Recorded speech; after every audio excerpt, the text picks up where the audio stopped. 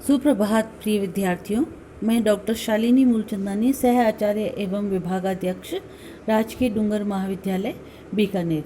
आज हम एमए पूर्वार्ध के द्वितीय प्रश्न पत्र साहित्य शास्त्र के तहत पाश्चात्य काव्य शास्त्र के प्रमुख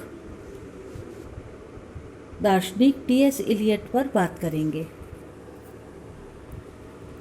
टी.एस. इलियट 1948 के नोबेल पुरस्कार विजेता तथा आधुनिक युग की महानतम अंग्रेजी साहित्यिक विभूतियों में से एक थे। 26 वर्ष की आयु में आप अपनी मातृभूमि अमेरिका छोड़कर इंग्लैंड में बस गए और 1927 में ब्रिटिश नागरिक बन गए।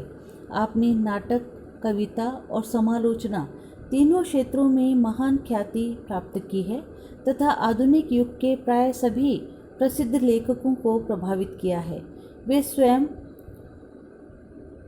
एन एजरा पाउंड तथा फ्रांसीसी प्रतीकवादी कवि लोफार्ज द्वारा सबसे अधिक प्रभावित हुए हैं। टी.एस. इलियट की कृतियाँ। यद्यपि आपका पहला काव्य संग्रह प्रोफोक एंड अदर ऑब्जर्वेशंस 1917 में प्रकाशित हुआ, तथापि आपकी वास्तविक ख्याति द वेस्टलैंड 1942 के द्वारा आपको प्राप्त हुई।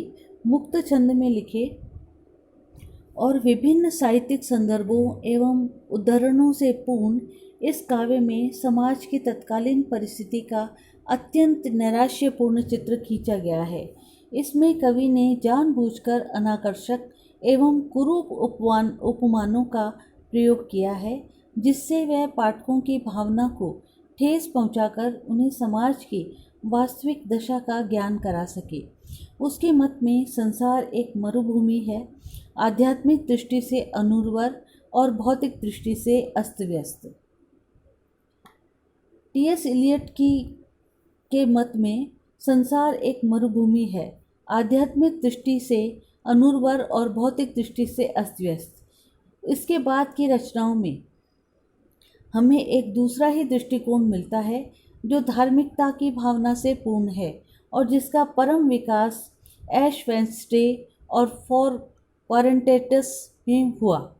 आलोचना के क्षेत्र में आपका सबसे महत्वपूर्ण कार्य 17वीं शताब्दी के लेखकों, विशेषकर डन तथा ड्राइडेन की खोई हुई प्रतिष्ठा का पुनः संस्थापन तथा मिल्टन एवं शैली की भर्त्सना करना रहा है।